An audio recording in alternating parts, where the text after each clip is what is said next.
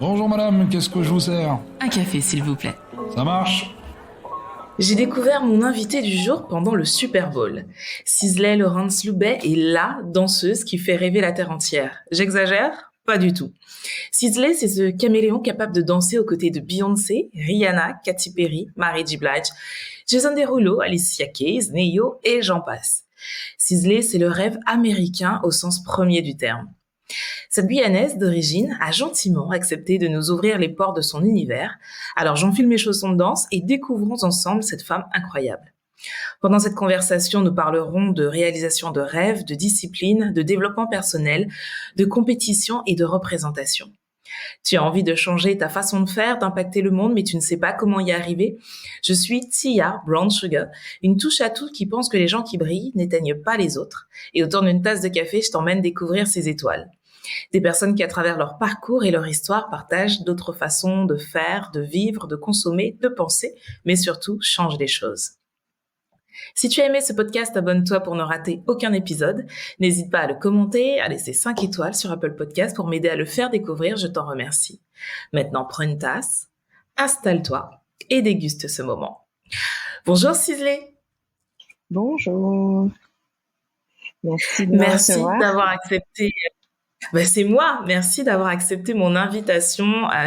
J'imagine que tu es débordée et tu as su caser ce petit podcast. Donc vraiment, merci du fond du cœur.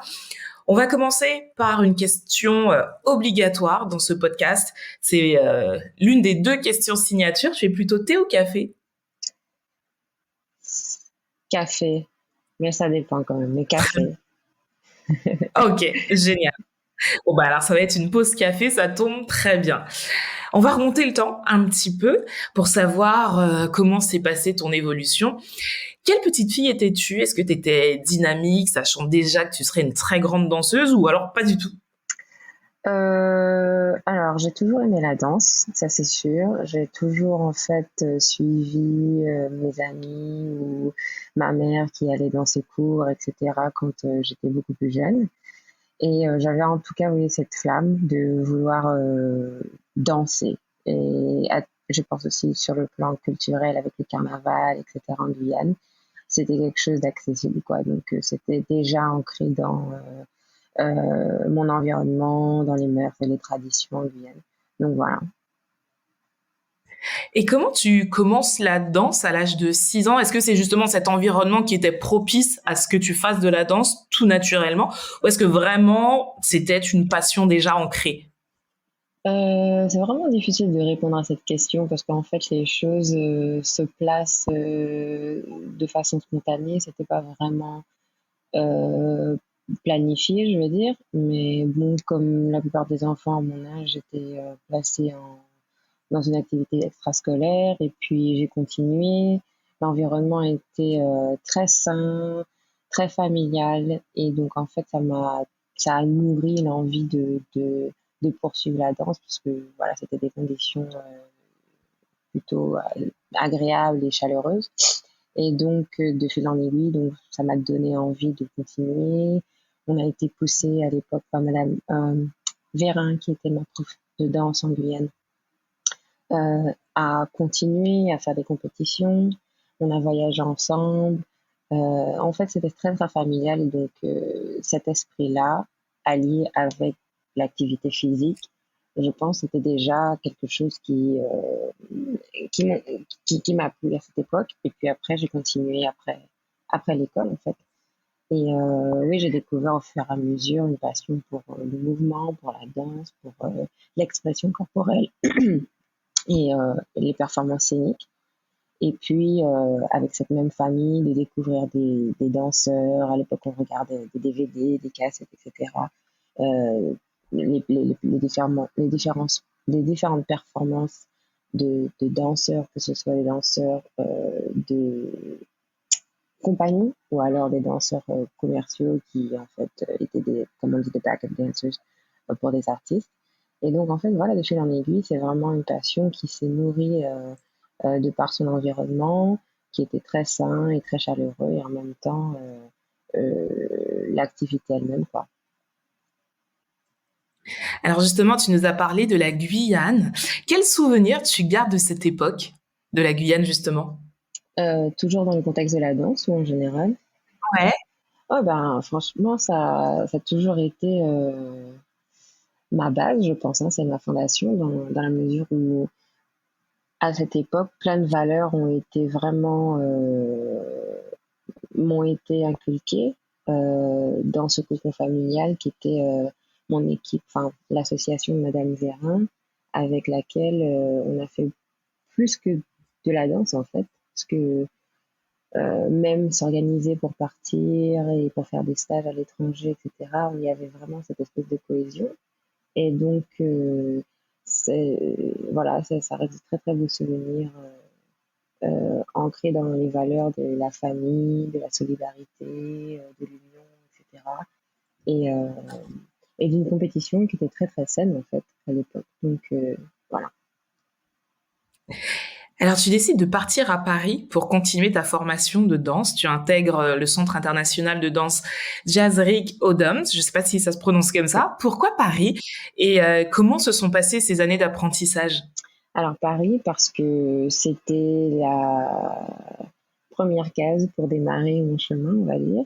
Euh, la fille de Madame Vérin, Magali Vérin, était professeure à l'école de danse Jazz Nicodème. C'est quelque part, c'était un pont entre la Guyane et la France pour ne pas être complètement extrait de mon environnement et de mon concours familial. Donc voilà, ça a été la passerelle, quoi. Et en même temps, c'était être sous son aile et sous sa bienveillance pour continuer à être conseillée dans ma carrière, pour évoluer, etc. Et puis en même temps, parce que Ricodums aussi, c'était une très bonne école de jazz, et avec une formation pour les danseurs, à la fois pour les diplômes d'État. Donc voilà, il y avait plusieurs éléments qui m'ont m'ont permis de faire ce choix, de passer d'abord par Paris. Et d'autres de ma génération sont allés directement à New York, par exemple. Euh, donc voilà, il y a eu vraiment. Mais voilà, moi c'était Paris, c'était quelque part un bon départ entre zone de confort et nouvel environnement. Voilà. Alors justement, tu nous dis que c'était la première étape dans ce que tu voulais faire. Est-ce que justement, tu avais déjà prédéfini un chemin qu'il fallait suivre pour arriver où tu voulais arriver justement? Bah, disons que on savait que l'école, par exemple, d'Alvin Ailey était à New York, était une école qu'on ciblait. Et moi, j'ai voulu quand même d'abord tester en France, euh, m'entraîner d'abord en France pour voir si c'était quelque chose qui me plaisait de continuer la danse à ce niveau-là, quelles étaient mes options de carrière, si c'était devenir professeur, si c'était la scène, etc. Et puis, vraiment, je pense que ça s'est confirmé au fur et à mesure, mes premières années d'école, que je voulais vraiment faire de la scène. Donc, ça m'a permis de me construire dans un premier temps, et puis ensuite de pouvoir auditionner et de m'ouvrir des portes pour poursuivre aux États-Unis après. Alors justement, tu arrives aux États-Unis en 2007 dans l'école, la célèbre école Alvin Ailey. C'est incroyable. Comment tu arrives à faire ça? Comment tu réussis à intégrer cette école? Alors, j'ai passé une audition. Alors, on avait déjà fait des stages à Alvin Ailey. Et une partie d'entre nous avait déjà été repérée quelque part par la directrice à l'époque, qui aujourd'hui est décédée malheureusement.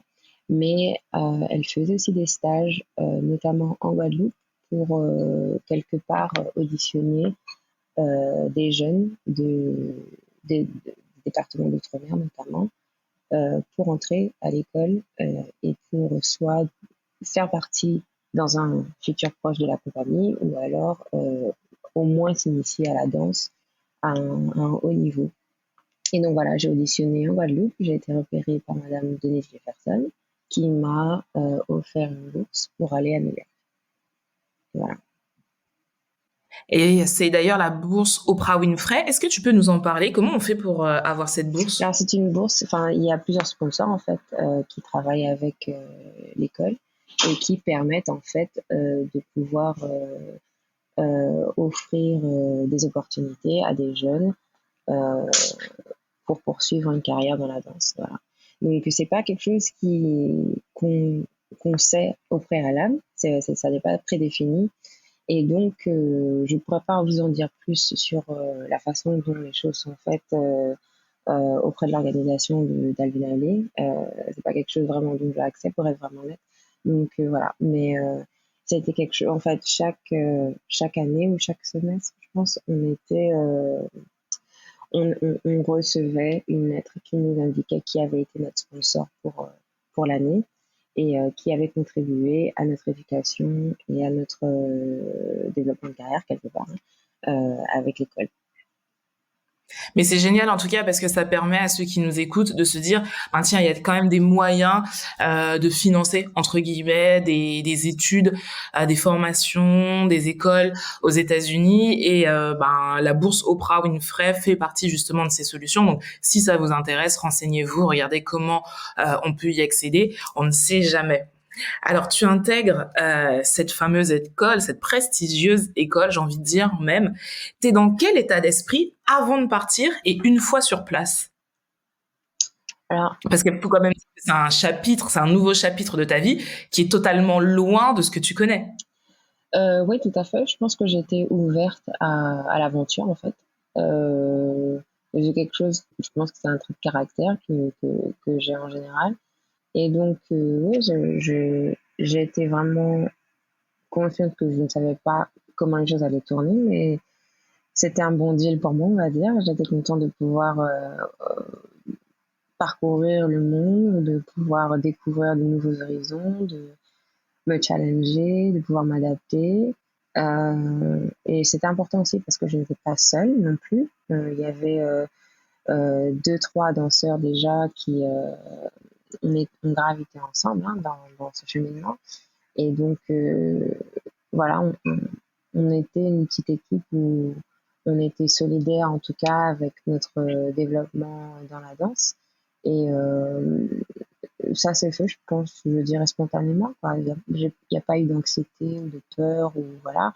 C'était bon, découvrir, partir à l'aventure et voir où on atterrit.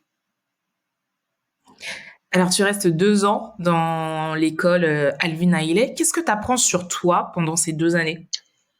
Euh, alors, forcément, quand on s'entraîne, on développe nos compétences physiques, morales aussi, dans la mesure où, encore une fois, on parle d'un environnement complètement différent, où il fallait s'adapter à la langue et en même temps euh, à une nouvelle mentalité.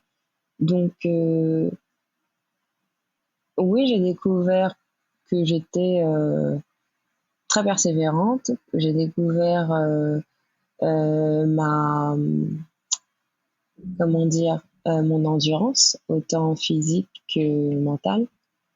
Euh, et puis, oui, petit à petit, bon, se former avec les expériences de la vie, les victoires, les échecs.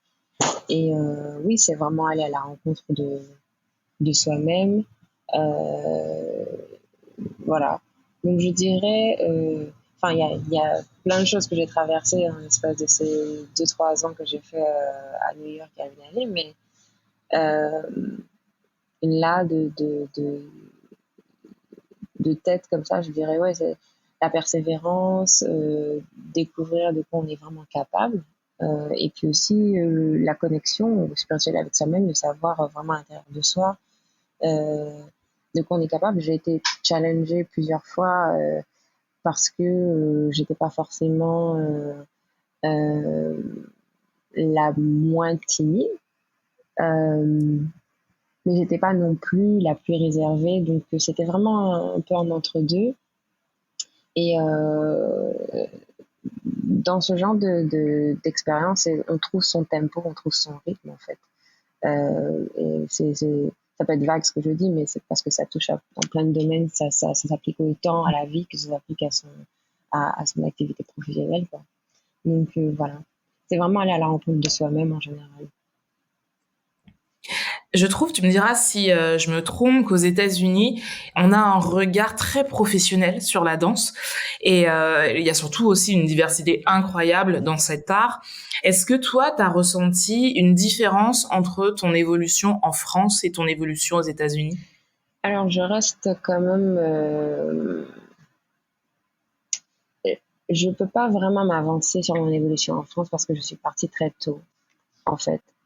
Donc, Ok. je m'appuierai sur les dires d'amis qui sont restés en France et qui ont évolué en France pour vraiment savoir, mais je ne peux pas vraiment parler pour moi, pour ma part, objectivement, parce que j'ai pas vraiment fait ça. J'ai fait quelques années où j'ai commencé à travailler, mais je suis partie, euh, j'étais pas vraiment installée dans la vie active en tant que danseuse en France. Donc voilà, j'espère que ça répond à la question. Oui, bien sûr. Oui, oui.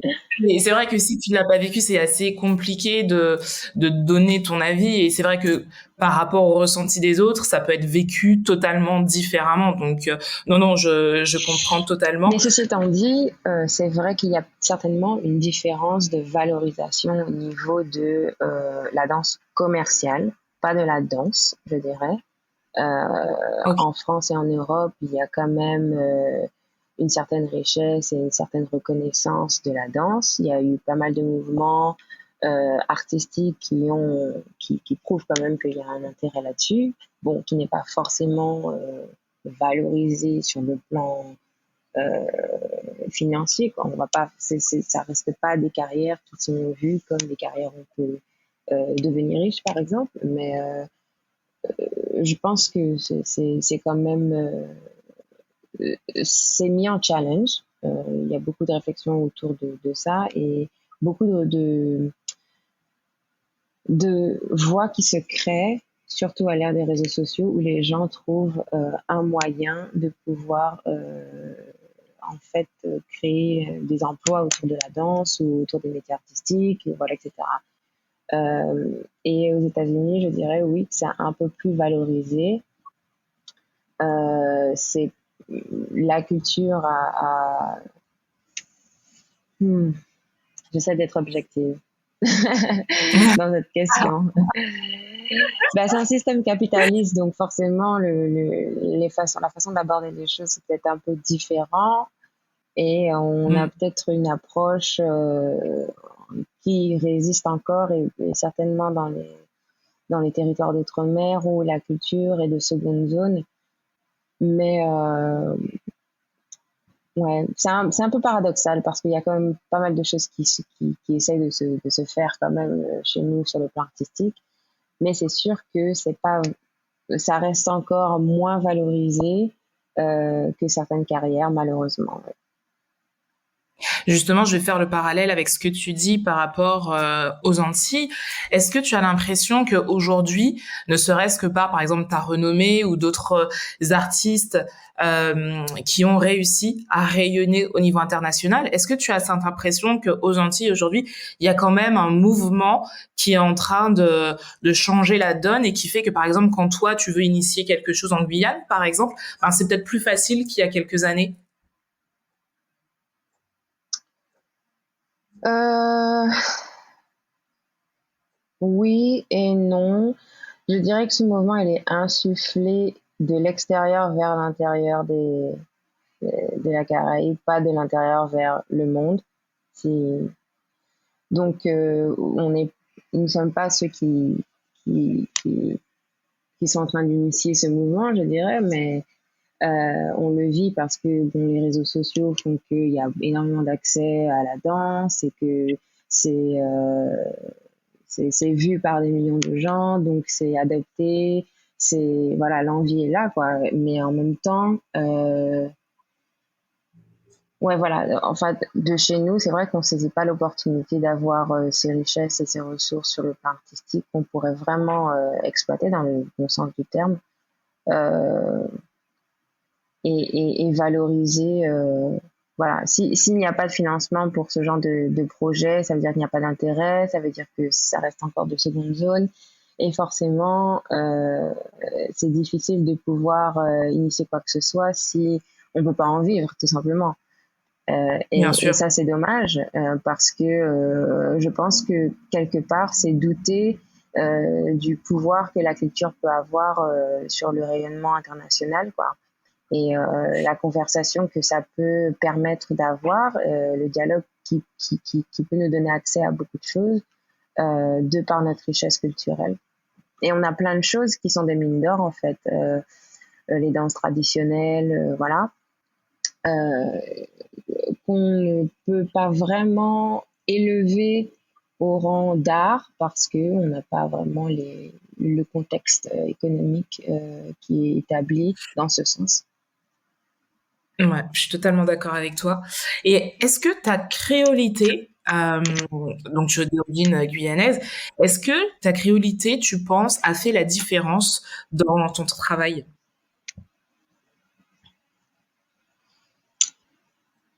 Alors, euh, ça pourrait, dans le sens où moi, où je me situe, il faut dire que je suis aussi quelqu'un qui exécute les visions d'autres personnes. Ma créolité aurait beaucoup plus d'impact si j'étais dans une position où vraiment j'entreprends quelque chose à mon nom qui permet de donner vraiment visibilité davantage. Je donne de la visibilité à mon pays et ma culture par rapport à ce que je fais déjà. Mais c'est vrai que je suis pas non plus je suis pas non plus complètement dans la position d'entrepreneur où j'ai vraiment construit, je sais pas moi, une compagnie ou quelque chose comme ça qui doublerait justement ce rayonnement de ma créolité ou quoi que ce soit. Donc c'est un peu, voilà, 50-50 dans l'impact, je dirais, que je peux avoir. Mais en tout cas, pour avoir regardé justement ton travail, moi, je suis persuadée que ton impact, il est très certainement plus grand que ce que tu imagines. Tu vois, j'ai vu une vidéo de toi où tu dansais sur Kalash et je me dis, mais c'est énorme. Moi, j'ai trouvé ça énorme parce que c'est quelques minutes, mais quelques minutes où je me dis, mais t'as quand même cette femme qui est reconnue au niveau de son talent, qui a dansé avec les plus grands et qui te danse sur un mec qui vient de la Martinique et ça, c'est vu par des millions de personnes et des gens qu'elle côtoie, des artistes qu'elle côtoie et je trouve ça énorme. Et c'est vrai que je me dis, le gamin, tu vois, de Guyane, de Fort-de-France qui voit ça, ou même Paris, dans une petite banlieue à qui on a dit... non, tu pourras pas parce que ben tu connais pas un tel ou voilà t'es pas né entre guillemets hein, où il fallait. Ben, en voyant tes vidéos, en voyant ton parcours, il se dit ah mais si en fait c'est totalement possible parce que Sisley montre que c'est possible. Et donc moi je suis sûre que ton impact est beaucoup plus grand que ce que tu imagines. Merci, c'est gentil. En fait, c'est-à-dire que c'est vrai que c'est difficile de pouvoir peut-être analyser à l'extérieur de moi-même et de ce que mon environnement qui, voilà, au quotidien me donne un spectrum d'informations, en fait. Et revenir et c'est comme être à l'intérieur de deux cerveaux en même temps, donc ce qui se passe chez moi et en même temps ma réalité. Mais je pense que tout le monde est conscient et certainement la génération d'aujourd'hui est vraiment consciente que l'accès et les ponts qui peuvent se faire de par les réseaux sociaux qui ont vraiment changé la façon de voir les choses et je vais pas voilà m'étendre dans le sujet. Il y a une certaine globalisation aussi de choses qui est en train de s'opérer,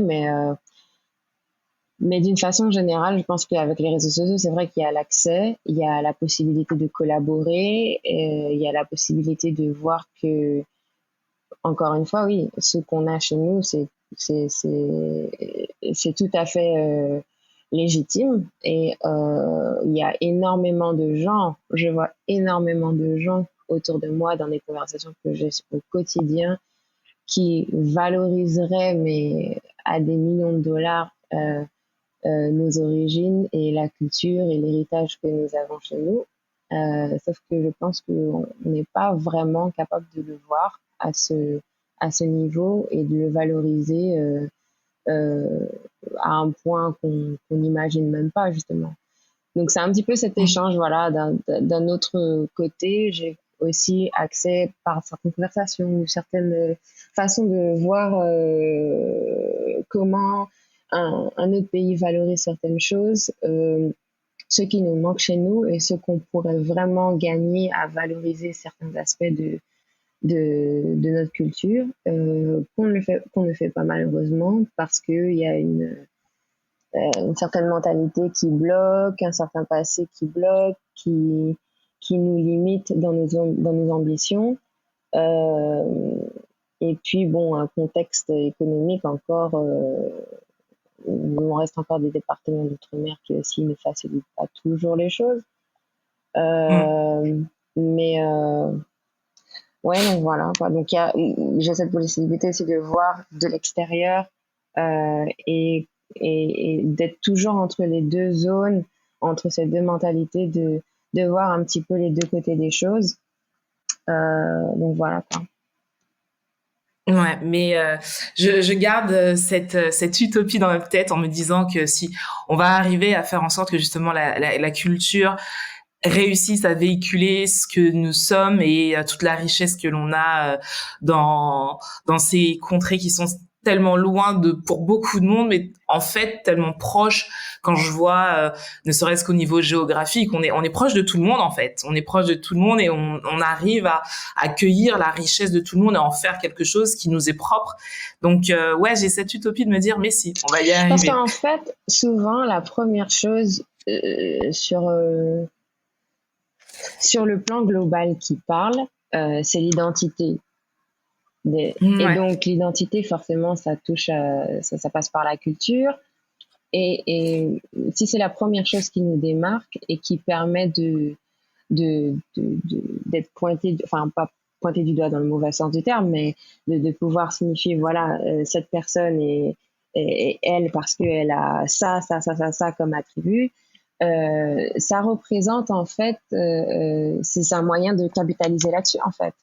Et c'est déjà le cas, exactement. même avec le statut économique qu'on a, ou même avec voilà. Et donc se dire, mais pourquoi ne pas amplifier ces attributs par capitaliser complètement dessus et développer des projets ou des visions qui permettent de pouvoir vraiment utiliser nos ressources comme un moyen économique, voilà. Et donc Ouais. je pense qu'on est encore un peu timide là-dessus ou qu'on ne saisit pas non plus cette chance ou cette richesse en fait qu'on a pour la valoriser jusqu'au bout, quoi. Et créer des projets qui sont vraiment euh, enfin je dis inimaginables, mais c'est inimaginable pour nous parce qu'on n'y pense même pas. On n'a pas vraiment l'impression qu'on est capable d'eux ou qu'on pourra avoir les ressources d'eux. Ça demande du travail, ça demande quand même de changer une certaine façon De de penser. penser, ouais, voilà, de travailler. Euh, Parce que c'est vrai que souvent, euh, il y a aussi un côté un peu laxe, en fait, de faire des choses et de pouvoir établir un nouveau statut dans certaines choses demande quand même de devoir prouver. Et pour prouver, il faut quand même travailler un peu plus que la norme, en fait, d'arrache-pied. Et ça, parfois, ça peut aussi aller à l'encontre des choses qui sont déjà un petit peu établies comme des standards, voilà. Et qui, bon, voilà. Ouais, totalement d'accord avec toi. On va revenir à toi et ton parcours. Alors, comme je l'ai dit hein, dans l'introduction, tu as dansé avec les plus grandes stars américaines qu'on puisse imaginer sur cette terre. Est-ce que c'est difficile d'être repéré dans ce milieu et comment on arrive à se faire le nom que tu as? Alors, est-ce que c'est difficile? Bon, il y a de la compétition, donc ça demande certainement d'être patient, persévérant, de comprendre les règles du jeu, de se créer un environnement sain, de continuer bien sûr sur le plan technique à s'entraîner Et puis, à un moment donné aussi, on va vous poser la question, qui êtes-vous, quoi? Et donc, ça revient encore une fois à cette question d'identité, et de savoir, au-delà de venir prendre quelque chose ici, qu'est-ce que vous avez à donner? Mm. Et donc, Ouais. qu'est-ce que vous avez à donner? Ici, encore une fois, c'est la question de qui je suis, qu'est-ce que j'ai à partager avec le monde, quelle est ma richesse et quelles sont mes ressources, mes héritages culturels que je peux aussi mettre en avant et dire voilà, je suis moi, je viens de là. C'est quelque chose que vous n'avez pas et je souhaite le partager avec vous. Et donc justement, encore une fois, ça retourne sur la question de et c'est vraiment quelque chose, hein, c'est que je vis au quotidien, la valorisation d'être quelqu'un de l'extérieur. Et souvent dans le dialogue, je suis étrangère, mais c'est intéressant, c'est intriguant et les gens voudraient en savoir plus, quoi. Et il peut y avoir de temps en temps cette frustration de se dire, euh, j'aurais vraiment pouvoir vous montrer plus, j'aurais vraiment pouvoir euh, voulu faire un projet qui vous permet d'accéder à chez moi plus facilement, vous permet de voyager, d'avoir les infrastructures établies, d'avoir des projets ou des festivals qui sont déjà bien établis, qui permettent d'être reçus comme vous m'avez reçu chez vous, des choses comme ça, ou de partager en tout cas des choses que vous ne connaissez pas. Et bon, voilà, donc toutes ces choses qui retournent un petit peu à la question précédente. Ouais, mais tu vois, c'est super intéressant ce que tu dis parce que à l'ère où on a l'impression, surtout dans les pays francophones, où on est censé, et je mets de gros guillemets pour le mot censé être formaté pour une case. Ben toi, tu nous dis, ben non en fait. Et avec le niveau d'excellence que tu as, tu dis, ben moi justement, c'est mon unicité qui fait la différence et c'est ce plus que je ramène aux autres. Et je trouve ça énorme parce que aujourd'hui, les jeunes ont l'impression qu'il faut ressembler à un tel, qu'il faut faire comme un tel. Et toutes les personnes qui arrivent à un certain niveau disent comme toi, non, c'est tout le contraire. Il faut montrer la chose unique qui va te différencier des autres. Et je crois que il y a rien de plus valorisant de se dire que finalement, je suis unique. Et c'est ce que tu nous dis très bien. Donc, je trouve ça génial. Oui, tout à fait. Et puis, je pense que c'est vraiment dans l'ère du temps, de la conversation un peu mondiale qui se fait sur les critères de beauté, enfin, sur plein de choses, quoi. Et donc, je pense que ça s'applique, encore une fois, à nous dans ce domaine-là. Tu es une danseuse de haut niveau, j'ai envie de dire ça comme ça. Merci. Alors, je pense, tu me diras si je me trompe, hein, que c'est un mélange de plein de choses. Moi, je pense pas qu'on. Alors oui, il y a des gens qui naissent peut-être avec un don, mais que ça se travaille, que c'est beaucoup de travail et aussi une part de chance pour arriver au niveau où tu es et beaucoup de discipline. Je sais pas si tu es d'accord avec moi. Oui, beaucoup de discipline. Ça, il faut pas en avoir peur. Il faut pas avoir peur. Il faut pas avoir peur de travailler plus que les autres. Il faut pas avoir peur de toujours se remettre en question parce que il y a un truc, c'est aussi que quand on arrive à un certain niveau, il y a quand même un certain niveau de solitude aussi qui vient avec dans la mesure où il faut pas forcément croire quand on vous dit que vous êtes très bon à quelque chose ou le ou la meilleure dans quelque chose, ça reste intime, ça reste personnel et c'est pour soi de savoir à quelle hauteur se situe ma satisfaction. Est-ce que ce que je vois dans le miroir me satisfait vraiment? Est-ce que je pense que j'ai donné le meilleur de moi-même? La satisfaction vraiment et la récompense vraiment vient de là. Donc et aussi bon se protéger parce que ça peut être à double tranchant. Les compliments peuvent être à double tranchant en fait. Ça peut être en fait des compliments qui sont pas honnêtes. Ça peut être des compliments qui cachent de la compétition malsaine, des choses comme ça. Donc il faut toujours avoir il faut pas trop avoir faut avoir des œillères, mais en même temps, regarder sur ses rétroviseurs si on a vérifié tous les risques, quoi. Une journée type de Sisley, c'est quoi? Alors, type, ça n'a jamais été vraiment quelque chose. C'est marrant, cette question, elle revient très souvent, mais je n'ai pas de journée type parce que je n'ai pas un emploi du temps type, je n'ai pas de calendrier type. Dans le monde du divertissement, il y a le calendrier, c'est vraiment quelque chose de spécial. Il n'y a pas de repos dominical, ça n'existe pas, il n'y a pas d'heure fixe. Tout ça, c'est vraiment en fonction de la passion de chacun, en fait. Et travailler d'arrache-pied au-delà des heures ou être d'accord qu'on soit appelé à travailler jusqu'à 1h, 2h du matin, 4h du matin, jusqu'à 4h du matin, juste comme ça. C'est parce que c'est vraiment nourri par de la passion. Donc, l'idée d'un calendrier fixe ou qui crée un sens démocratique du travail, ça n'a pas vraiment lieu d'être dans ce genre de domaine parce que ce sont des domaines où il faut construire. Ce sont des domaines où on essaie de challenger comment dire, des standards, en fait, ou voilà, des règles qui sont imposées, des choses comme ça, ou voilà, encore une fois, je pense que n'importe quel réalisateur qui essaie maintenant, peut-être un peu moins avec les mouvements comme Black Lives Matter, etc., bon, et encore, je mets de l'eau dans mon vin, mais n'importe qui essaie de challenger le statu quo, doit se lever tôt, se coucher tard, va en faire plus que les autres, donc en fait, c'est pas... Et c'est n'importe quelle personne qui se trouve à un certain niveau où je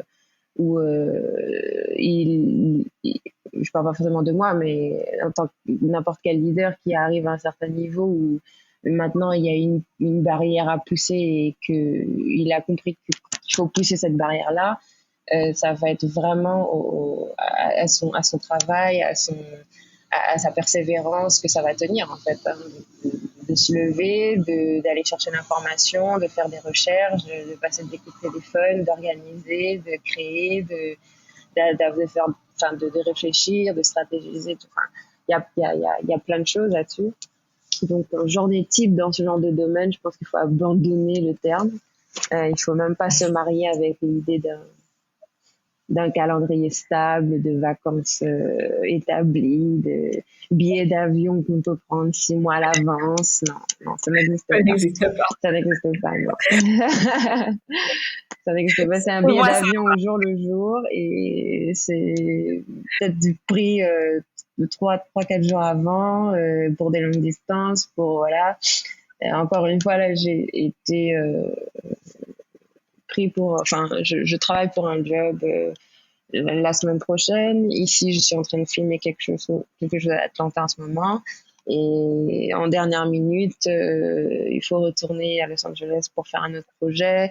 Enfin, c'est toujours en dernière minute, quoi. Donc, il faut accepter que c'est une autre sphère, c'est une autre façon de travailler, voilà. Et accepter, voilà, c'est vraiment un mot qui est important parce que ça veut dire que ça challenge, en fait, certains standards qu'on se crée ou qui ont été établis ou imposés de par notre éducation ou notre environnement quand on a grandi. Et en fait, se dire, bon, voilà, dans le domaine que j'ai choisi, dans ce qui m'anime et ma passion, ça demande de me transformer, d'accepter des choses qui n'ont pas trop fait partie voilà, ou encore même qui peuvent un petit peu m'exclure de mon cercle social parce qu'on n'a pas les mêmes styles de vie ou voilà. Et donc tout ça fait partie aussi de ce beau rêve. Je comprends totalement ce que tu dis parce que tu vois, à côté des réseaux sociaux, je suis hôtesse de l'air et c'est totalement ça. Et c'est vrai que quand je raconte mon quotidien, on me dit mais comment tu fais en fait? Comment tu fais pour avoir une vie comme ça qui est totalement en décalage avec tout le monde? Bah tu vois, comme toi, Sisley, c'est un choix en fait, c'est un choix de vie. Et dès le départ, quand on m'a dit, ben, ta vie, ça va être ça sur les prochaines années et tu peux pas faire autrement. Donc, c'est soit t'acceptes ou soit t'acceptes pas. Je dis, ben, ok, banco, j'accepte. Mais ouais, je suis en total décalage avec tout le monde. Ouais. C'est quand les gens dorment dans un avion, quand j'arrive le matin, ben, on me dit, ben non, je vais travailler. Voilà, c'est des choses comme ça et avec lesquelles il faut faire. Mais ouais, je crois que c'est vraiment une question de passion et de se dire pourquoi on fait ça, est-ce que ça en vaut la peine et si ça en vaut la peine, on continue. Tout à fait, tout à fait. Alors, tu as dansé lors du dernier Super Bowl, qui était incroyable. On va quand même rappeler qu'il y avait Monsieur Dr. Dre, Snoop Dogg, Eminem, 50 Cent, la Queen, Mary J. Blige, Kendrick Lamar. Comment est-ce que, alors déjà, la première question, est-ce que pour une danseuse, c'est l'un des événements qu'il faut obligatoirement avoir fait dans sa carrière? Pour faire, Ben, quand on est danseur, quand on est danseur, est-ce que il y a des étapes comme ça? Je me dis dans chaque milieu, dans chaque travail, tu sais, il y a des étapes. On se dit si ça je le coche, c'est quand même cool, quoi. Et est-ce que justement le danser au Super Bowl, quand on est danseur professionnel, on se dit quand même ouais, c'est balèze de l'avoir fait ou pas forcément. C'est pas l'événement pour tout le monde, c'est un gros événement, mais pas peut-être pas pour un grand danseur. Oui, voilà, ça dépend de nos objectifs en fait. Et je pose la question parce que c'est important de savoir quelle est la motivation derrière le choix de dire oui pour certains jobs. Et là, ce qui était important forcément, c'était que c'était le premier Super Bowl qui était un Super Bowl de hip-hop, enfin, avec des artistes Ouais. de hip-hop dans la totalité. Et ça vient encore une fois dans le dialogue par rapport à ce qui s'est passé avec Colin Kaepernick et tous les mouvements qui ont suivi, le dialogue autour de la brutalité de la police aux États-Unis. Et je pense que c'est un dialogue qui est important et qui aussi permet de reconnaître le dysfonctionnement de certaines choses. Et donc oui, ça avait sa place, sa place dans le dialogue social mondial aujourd'hui autour des discriminations raciales et autour des discriminations en général, parce que l'impact, je pense, résonne sur plusieurs choses. Et donc oui,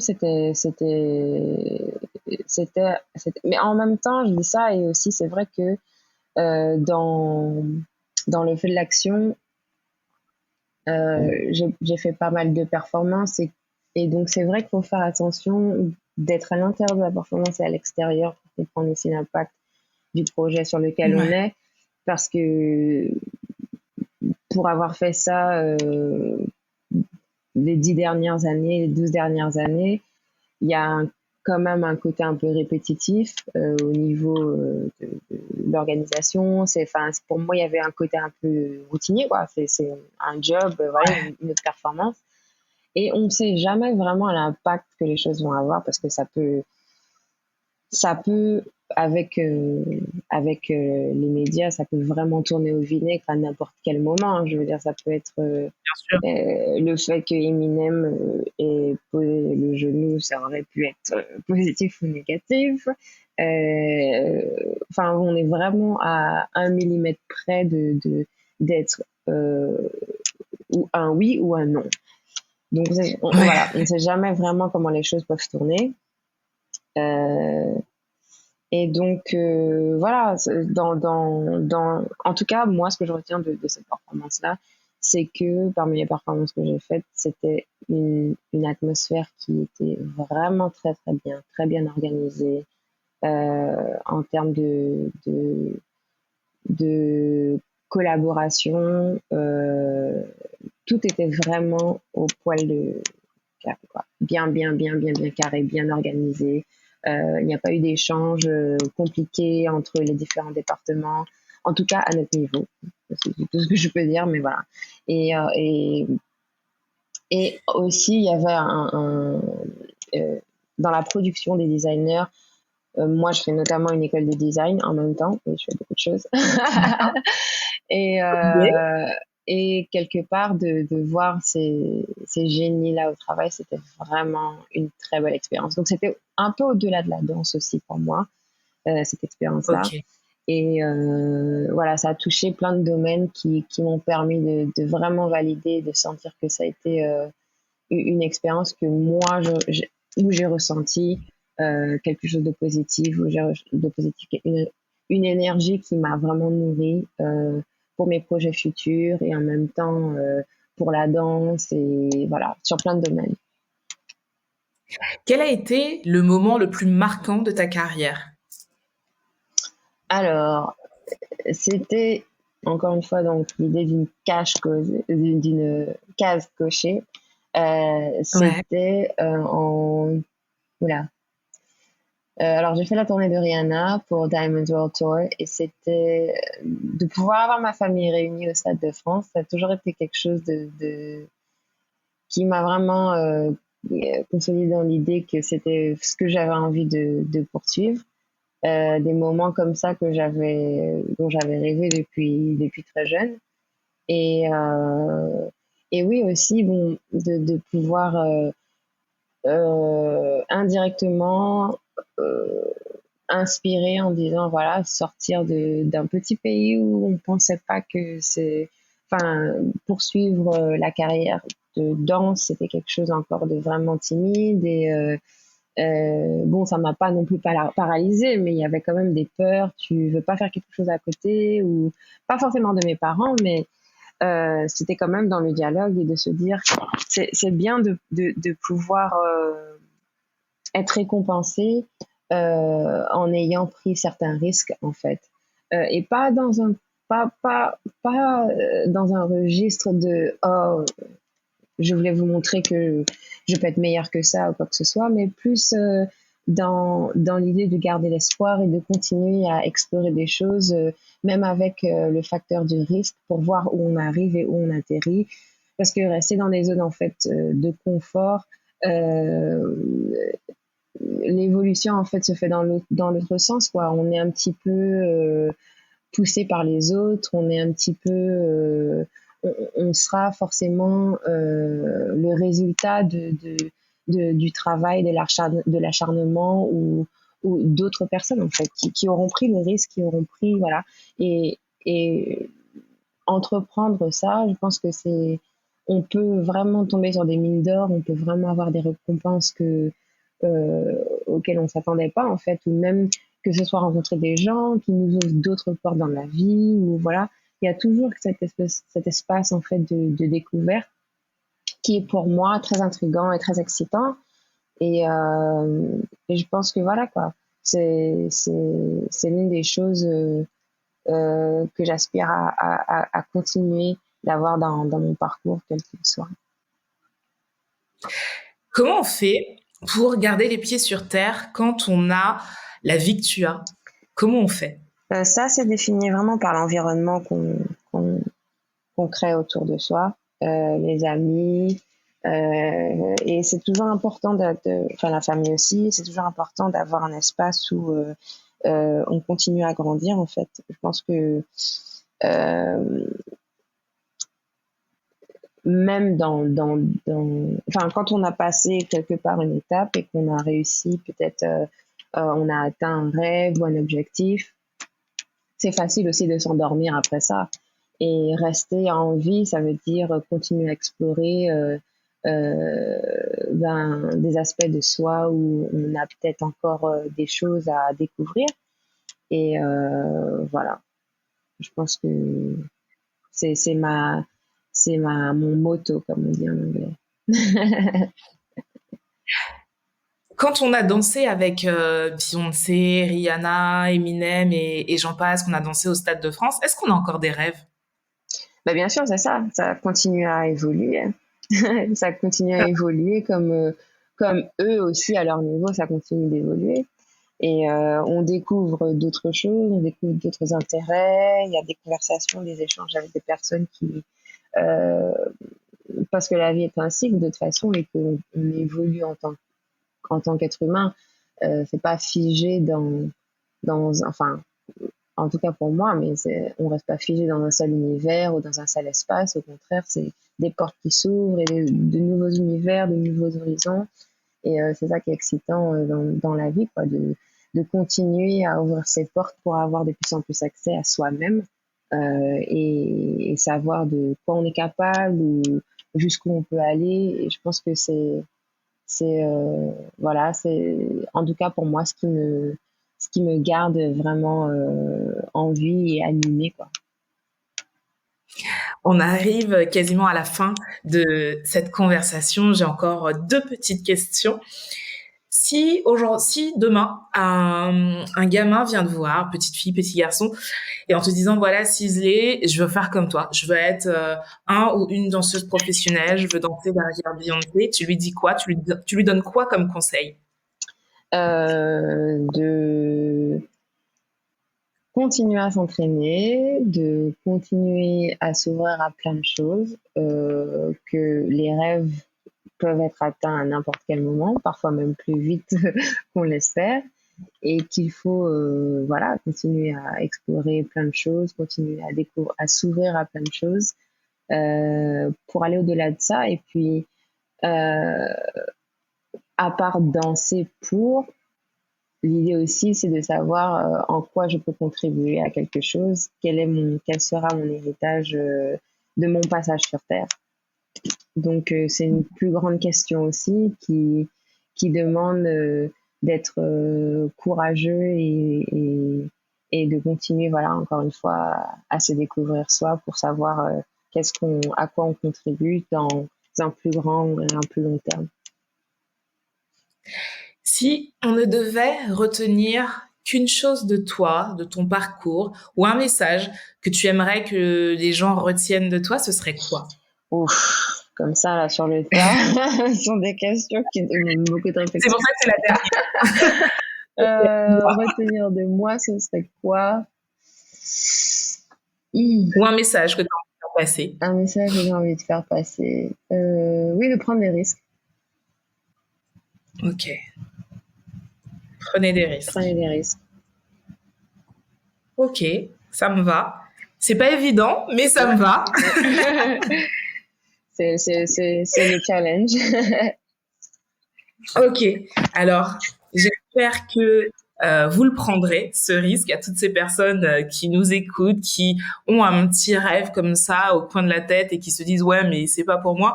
Bah, réécoutez justement cette conversation avec Sisley qui nous prouve que si, c'est possible.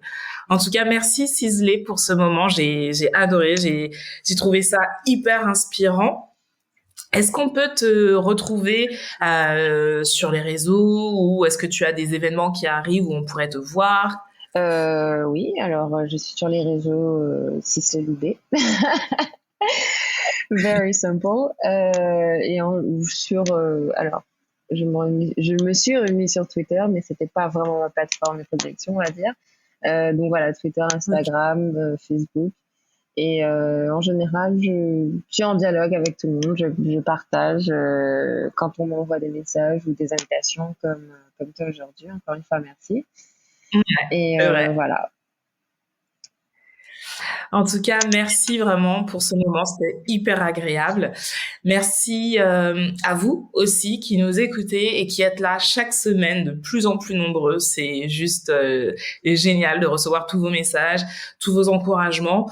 Le podcast est disponible sur toutes les plateformes de podcast, mais aussi sur la chaîne YouTube Tia Brown Sugar. Donc n'hésitez pas à aller jeter un coup d'œil. Écrivez à Sisley si vous avez envie de partager un petit peu plus de choses. Regardez ce qu'elle fait. Il y a aussi ta chaîne YouTube, Sisley, que j'ai découvert. Tout à fait, que j'alimente une fois tous les 40 ans. N'hésitez pas à me suivre. Voilà, vraiment. Là, c'est là que j'ai vu justement la vidéo de Kalash et j'ai trouvé ça génial. Donc, n'hésitez pas à aller vous abonner à sa chaîne. Et comme je le dis à chaque fois, prenez soin de vous, prenez soin des vôtres. Je vous fais de très, très, très gros bisous et je vous dis à la semaine prochaine.